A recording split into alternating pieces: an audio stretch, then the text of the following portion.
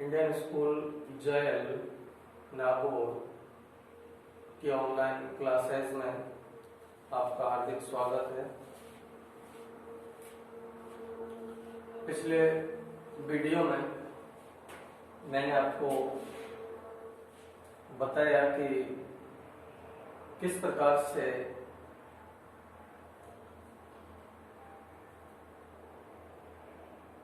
मौर्य काल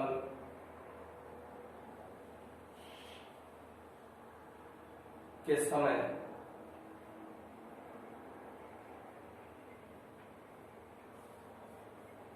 की जो शासन व्यवस्थाएं थीं उनके बारे में हमें बौद्ध ग्रंथों में, जैन ग्रंथों में पढ़ने को मिलता है। अशोक की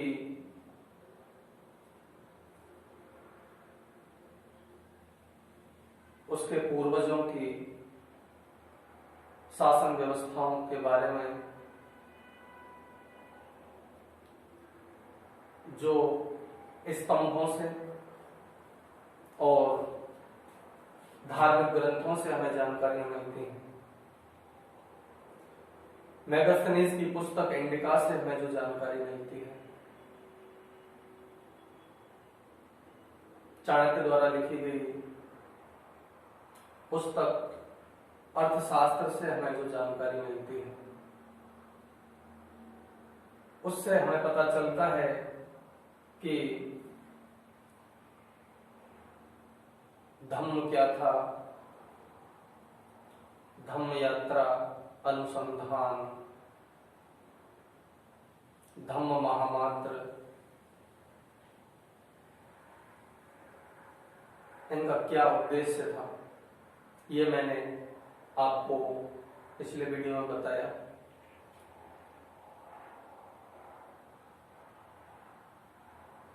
इस वीडियो में मैं आपको उससे अगले बिंदुओं के बारे में बताऊंगा।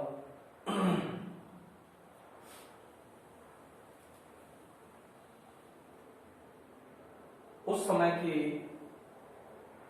शासन व्यवस्था के बारे में हमें स्तंभों से भी जानकारी मिलती है।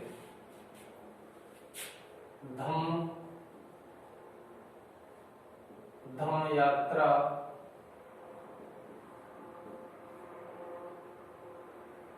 अनुसंधान,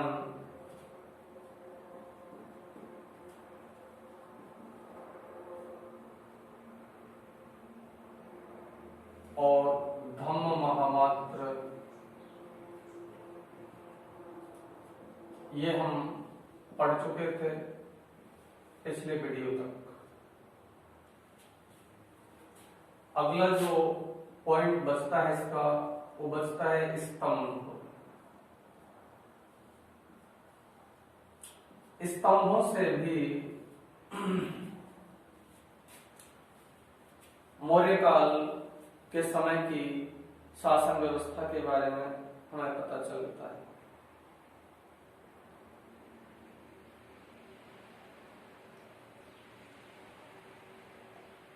अशोक ने सबसे पहले भारत में स्तंभ निर्माण की शुरुआत की। अशोक ने ईरानी राजा डेरियस से प्रेरणा लेकर स्तंभों का निर्माण कराना शुरू किया। भारत के अनेक भागों में अशोक ने स्तंभ बनवाए और उन स्तंभों पर, पत्थरों पर कुछ बौद्ध धर्म के उपदेश, कुछ अपने राज कार्यों के उपदेश अंकित कराए।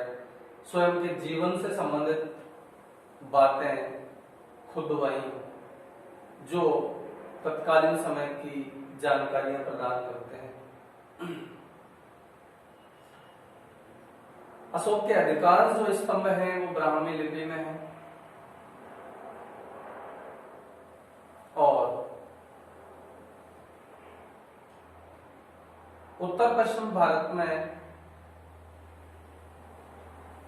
जो स्तंभ निर्मित कराए वो खरोष्ठी लिपि में है।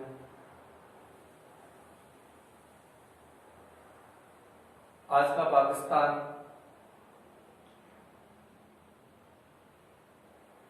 अफगानिस्तान, ईरान का पूर्वी भाग, ये उस समय का उत्तरी पश्चिमी भारत था, क्योंकि उसकी शासन की सीमाएं दूर तक फैली थी। इन क्षेत्रों में उसने खरोष्ठी लिपि में निर्माण कराया स्तंभों का। इलाहाबाद, सांची, काशी, सारनाथ आदि अनेक स्थानों पर अशोक द्वारा निर्मित स्तंभ और शिलालेख मिलते हैं। अशोक द्वारा जो बनवाए गए स्तंभ थे, इन स्तंभों पर लिखी हुई लिपि को सबसे पहले एक अंग्रेज अधिकारी जेम्स प्रिंसेप को पढ़ने में सफलता प्राप्त हुई। ब्राह्मी लिपि में क्या लिखा हुआ है, खरोष्ठी लिपि में क्या लिखा हुआ है, इसको पढ़ने में जो सफलता मिली वो एक अंग्रेज अधिकारी जेम्स प्रिंसेप को मिली। तो इस प्रकार से धम्म यात्रा अनुसंधान, धम्म महामात्र और स्तंभ अशोक के शासन व्यवस्था के बारे में बहुत कुछ हमें जानकारी प्रदान करते हैं। इससे अगला जो हमारा अध्ययन बिंदु है वो आता है मौर्य साम्राज्य की प्रशासनिक व्यवस्था के बारे में। मौर्य काल की जो प्रशासनिक व्यवस्था है उसके बारे में भी हम क्रमपूर्वक स्टेप बाय स्टेप बिंदुओं के अनुसार समझेंगे। चाणक्य ने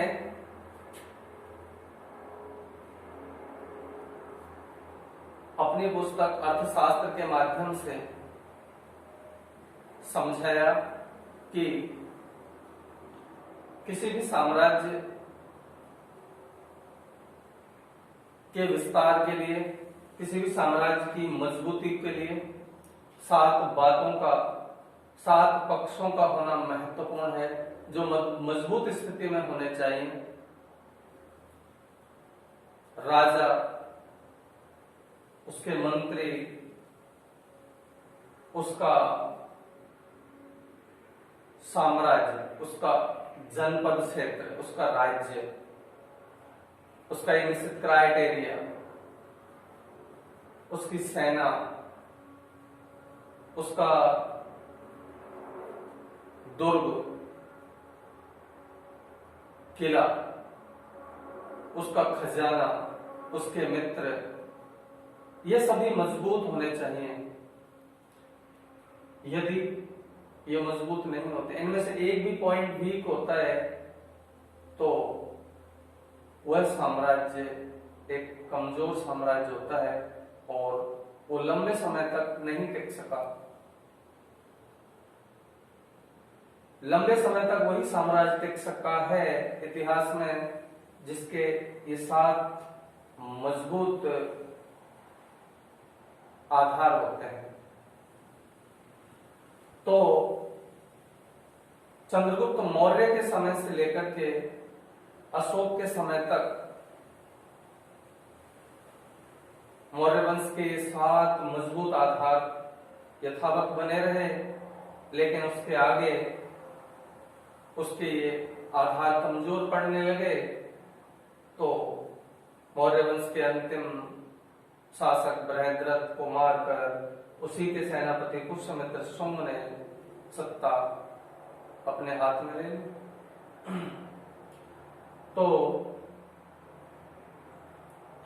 मौर्य वंश के समय की जो प्रशासनिक व्यवस्था थी, उस प्रशासनिक व्यवस्था को हम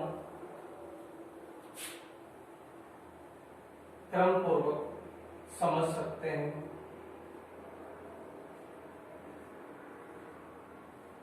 केंद्रीय प्रशासनिक व्यवस्था।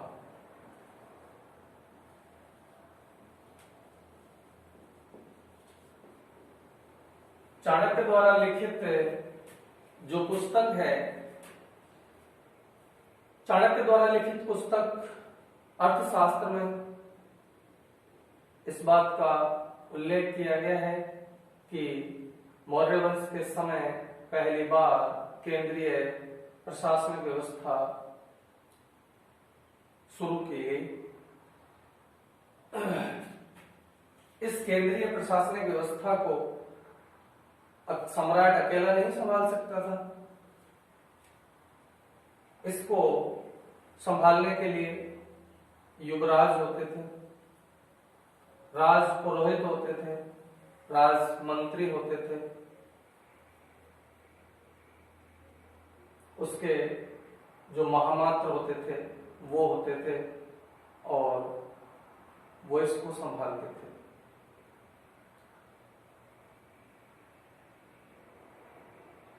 आदेश जो चलते थे वो केंद्र से आते थे और वो पूरे प्रांतीय क्षेत्रों तक, प्रांतों से विषयों तक और विषयों से ग्रामीण क्षेत्रों तक वही आदेश पारित होते। कोई भी योजना केंद्र से छोटे स्तर तक पहुंचती थी। जैसे कि आज वर्तमान में केंद्र कोई कानून बनाता है और वो कानून प्रत्येक आम नागरिक तक पहुंचता है, ठीक वही व्यवस्था मौर्य साम्राज्य के समय में थी। तो तत्कालीन समय की केंद्रीय प्रशासनिक व्यवस्था को आज की लोकतांत्रिक व्यवस्था से भी हम तुलना कर सकते हैं।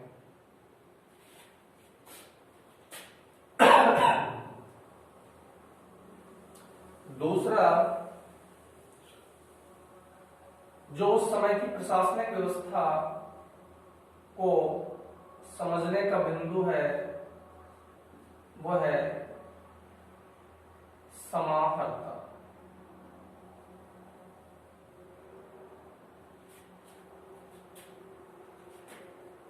समाहर्ता एक बड़ा पदाधिकारी होता था।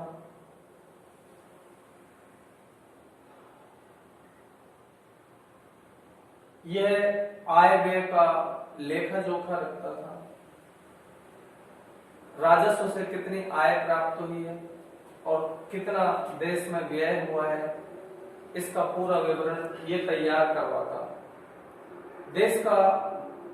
देश की शासन व्यवस्था का बजट तैयार करा। उस समय के जो साम्राज्य थे, राजतंत्र, उनके बजट तैयार करवाना, आय व्यय का ब्यौरा रखना, ये सब समाहर्ता करता था। तो एक प्रकार से आज के वित्त मंत्री से संबंधित इसका कार्य रहा होगा। उस समय की जो केंद्रीय शासन व्यवस्था थी,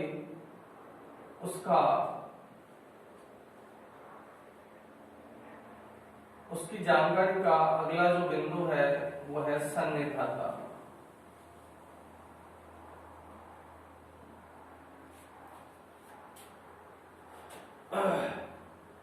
चाणक्य की अर्थशास्त्र के अनुसार उस समय के 18 डिपार्टमेंट का उल्लेख मिलता है।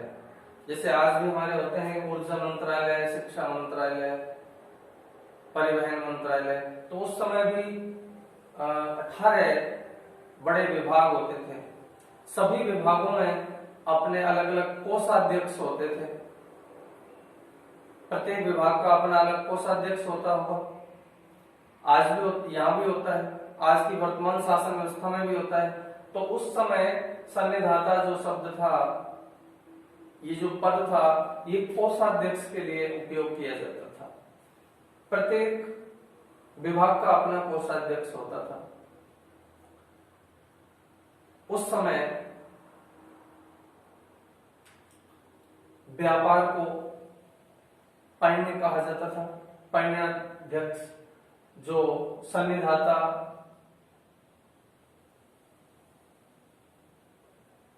व्यापार क्षेत्र में है तो उसको पण्याध्यक्ष कहा जाता था। यदि कृषि के क्षेत्र में है तो उसको शीताध्यक्ष कहा जाता था वो कोषाध्यक्ष ही, लेकिन यदि वो कृषि मंत्रालय में है तो उसको, कृषि विभाग में है तो उसको शीताध्यक्ष नाम दे दिया। यदि वो पशुओं का वध करने वाले किसी विभाग में है, बूचड़ खाने का, उसको लूणाध्यक्ष कहा जाता था। इस प्रकार अलग अलग जो विभाग थे उन अलग अलग विभागों में कोषाध्यक्ष जो होते थे उनको संनिधाता कहा जाता था।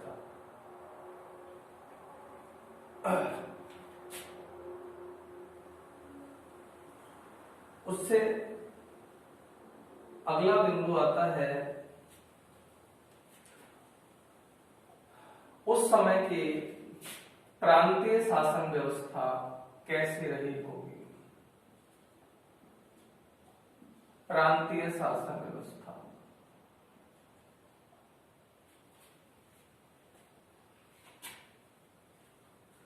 अशोक का शासनकाल, अशोक का जो साम्राज्य था वो गांधार क्षेत्र, जिसमें पाकिस्तान, अफगानिस्तान और कुछ ईरान का भाग, वहां से लेकर के और पूर्व में म्यांमार तक फैला हुआ था। हिमालय से लेकर दक्षिण तक उसका विस्तार था। तो अशोक के शासनकाल के समय उसके साम्राज्य को 5 बड़े प्रांतों में बांट रखा था। तो केंद्रीय प्रशासनिक व्यवस्था तो थी, उसके साथ साथ प्रांतीय शासन व्यवस्था भी उस समय देखने को मिलती थी। जैसे कि आज हम संघीय शासन व्यवस्था पढ़ते हैं, संघात्मक शासन व्यवस्था, केंद्रीय प्रशासन के साथ साथ राज्य सरकारों का भी अस्तित्व मिलता है अपनी शासन व्यवस्था में।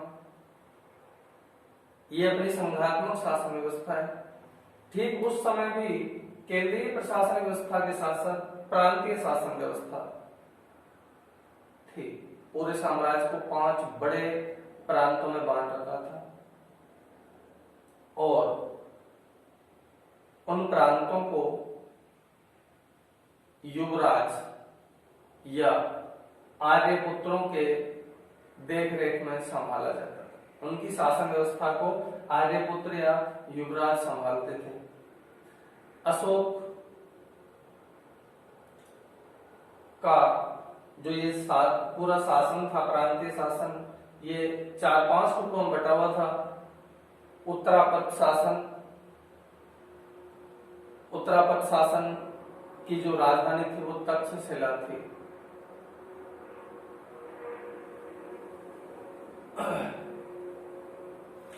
दक्षिणापद शासन, दक्षिणी भारत का जो पूरा क्षेत्र था, पठारी क्षेत्र, वो दक्षिणापद कहलाता।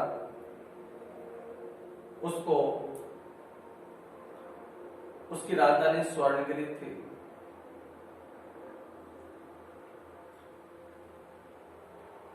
आज का गुजरात, कुछ मध्य प्रदेश का हिस्सा, राजस्थान का भी कुछ भाग रहा होगा, अवंती राष्ट्र करके था। अवंती क्षेत्र, अवंती जो प्रांत था उसकी राजधानी उज्जैनी थी। उत्तर प्रदेश, बिहार के अधिकांश भाग,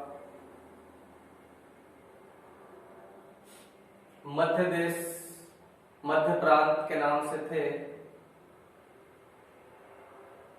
और पाटलिपुत्र जो आज का पटना है वो उसकी राजधानी थी। और दक्षिण पूर्वी जो तटीय इलाका था भारत का, यदि मानचित्र के हिसाब से देखें तो ये हिस्सा जो था अपने देश का वो कलिंग के नाम से था। आंध्रा का कुछ भाग रहा होगा तटीय, उत्तरी पूर्वी आंध्रा और कुछ उड़ीसा का इलाका, कुछ बंगाल का इलाका, वो कलिंग के नाम से था और तोसली उसकी राजधानी थी। तो इस प्रकार से 5 टुकड़ों में उस समय की प्रांतीय शासन व्यवस्था बटी हुई थी। मैंने अभी बताया कि आपको प्रांतों का शासन युवराजों या आर्यपुत्रों के देखरेख में चलता था और प्रांत जो थे वो विषयों में बटे हुए थे। विषय आज के हम संभाग कह सकते हैं,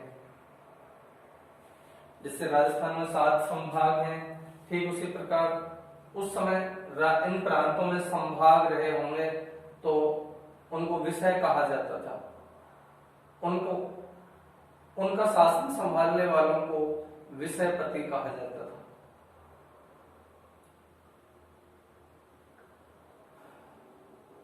विषय जिलों में बटे हुए थे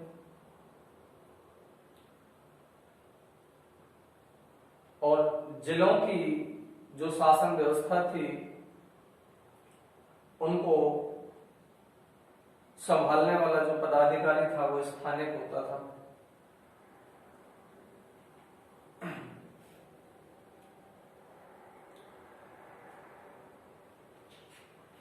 समाहर्ता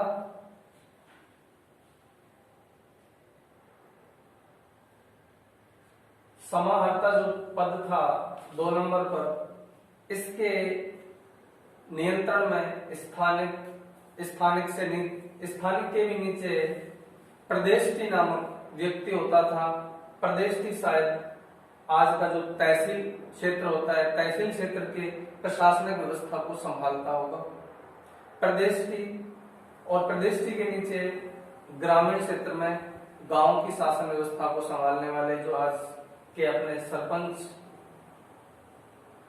या सरपंच और उसके और दूसरे अन्य पद वाले होते हैं, वार्ड पंच। तो छोटे स्तर पर ग्रामीण शासन व्यवस्था को संभालने वाला ग्रामीण गोप कहलाता था।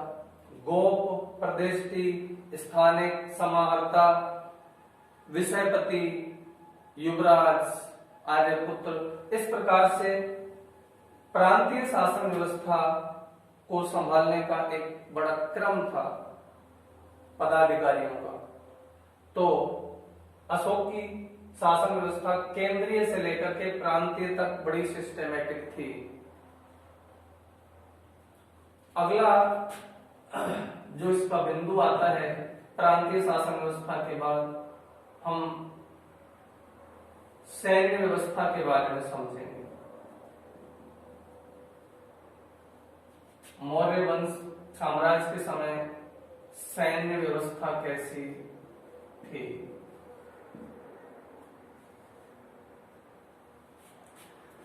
अगले वीडियो में मैं आपको मौर्य वंश की सैन्य व्यवस्था के बारे में बताऊंगा।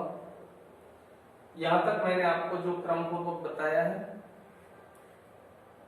इसको आप एक बार किताब में पढ़ें और फिर एक बार पहले वीडियो सुनें, फिर किताब को टॉपिक बाई टॉपिक पढ़ें आप और फिर एक बार वीडियो देखें, आपके अच्छा समझ में आएगा। इससे अगला जो पॉइंट है उनको मैं अगले वीडियो में बताऊंगा। तब तक के लिए बेस्ट ऑफ लक।